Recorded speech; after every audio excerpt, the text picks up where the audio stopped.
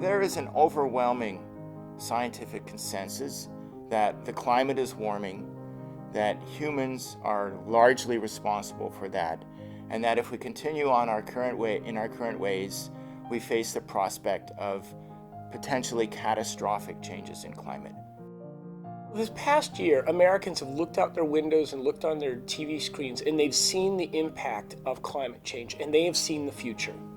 If we fully develop the tar sand resources, we will certainly lose control of the climate. We will get to a point where we cannot walk back from the cliff. Well, climate change is a huge threat to the planet and also to the United States, and we need to cut our carbon emissions significantly over the next couple of decades.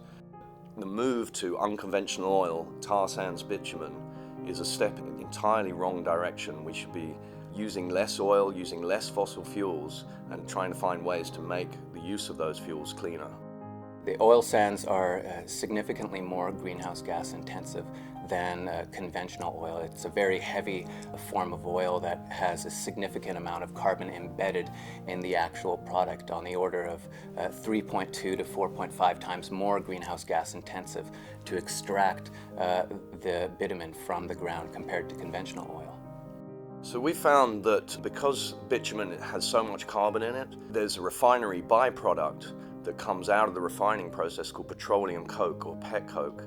The refineries at the end of the Keystone XL pipeline are some of the biggest pet coke factories in the world today. By supplying them with tar sands bitumen, the pet coke embedded in the tar sands will find its way to the world market. The bitumen that would come down the Keystone XL pipeline would supply enough pet coke to fuel 5 coal plants. Including the emissions from this pet coke into assessments of the pipeline's climate impact means the total emissions from the pipeline have been underestimated by the State Department in previous studies by at least 13%. The pet coke from the tar sands is making coal-fired power generation dirtier and cheaper, and this puts another nail in the coffin of any rational argument for further exploitation of the tar sands. Keystone XL pipeline is critical for further expansion of the oil sands.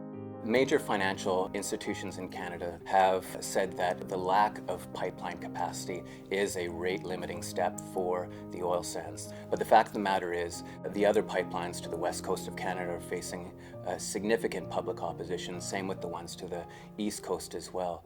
If it's not built, it'll start to moderate the growth of the oil sands, and it'll send a clear signal to the financial community and to the oil sands community that they need to start to address the carbon emissions that come from the oil sands. The decision to stop the Keystone Pipeline is the most important decision that we can make right now to slowing down and reversing climate change. Right now, President Obama faces a critical choice. There's no better time to say no to further expansion, to say no to business as usual, and to begin the process of turning things around. If we don't say no now, when will we say no?